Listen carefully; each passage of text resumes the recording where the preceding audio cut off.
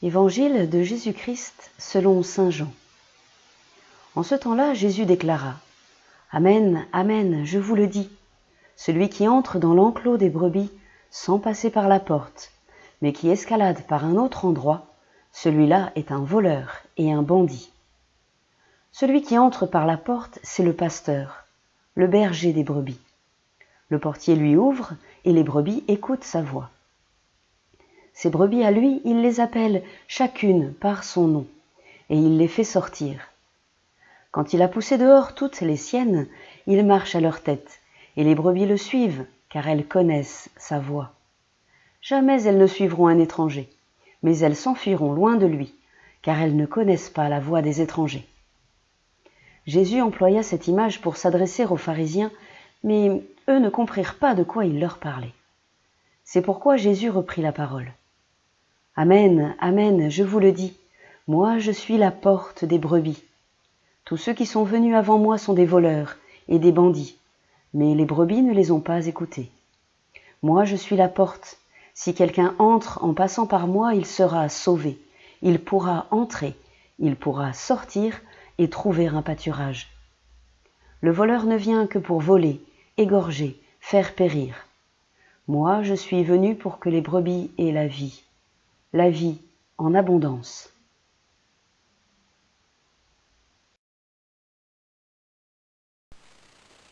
Dans ce texte d'évangile, Jésus se présente comme la porte de la bergerie et le bon berger. Pour comprendre ses propos, il faut se rappeler qu'il s'adresse aux pharisiens. Ces derniers ont un tel sens du sacré qu'ils ne peuvent imaginer cette proximité de Dieu. Pour eux, Dieu est le saint, l'inaccessible. L'humain ne peut pas l'atteindre par ses seules forces. Jésus nous annonce que lui-même nous ouvre la porte vers Dieu, et alors nous pouvons le rencontrer. Cette porte qui nous permet d'aller à Dieu, c'est Jésus lui-même.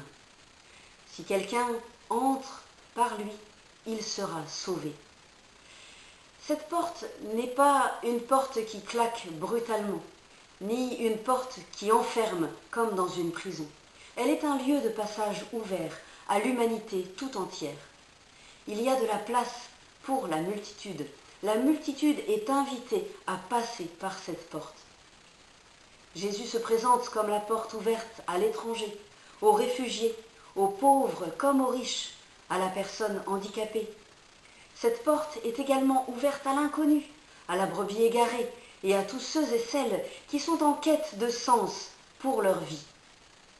Cette porte est grande ouverte sur la tendresse de Dieu. Nous sommes tous très importants pour lui et il tient à chacun de nous comme à son bien le plus précieux. Remarquons le ton solennel de Jésus que soulignent ces mots.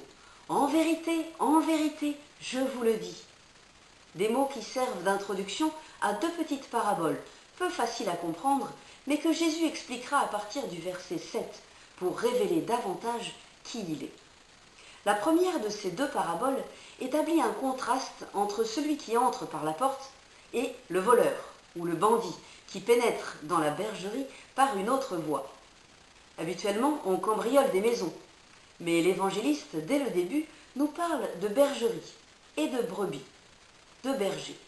Peut-être l'évangéliste pense-t-il à une bergerie située juste à côté d'une maison, dont le berger serait propriétaire des brebis. La seconde parabole nous présente un berger qui connaît ses brebis au point de les appeler chacune par son nom. Et il peut donc les conduire hors de la bergerie parce qu'il sait qu'elles le suivront, alors qu'elles ne marcheront pas derrière un étranger. Les pharisiens aveugles et qui prétendent voir ne comprennent pas le sens de son discours. Et Jésus va s'attacher maintenant à expliquer point par point. Il commence par la première de ces deux paraboles, des versets 7 à 10, en s'identifiant avec la porte, sans préciser toutefois qui sont le portier, le voleur ou le bandit de l'histoire. Jésus s'identifie ensuite au berger qui guide son troupeau vers la vie. En opposition à cette attitude, le voleur ne vient que pour tuer et pour détruire. Il est voleur parce qu'il est étranger à la famille de Dieu. Il ne vient pas donner la vie, mais ne peut que détruire. La métaphore du berger et des brebis est très fréquente dans la Bible. Dieu est présenté comme le berger qui a conduit son troupeau à travers le désert, qui prend soin de chaque personne. Les prophètes vont critiquer les responsables du peuple qui ne s'occupent pas des brebis, mais les exploitent.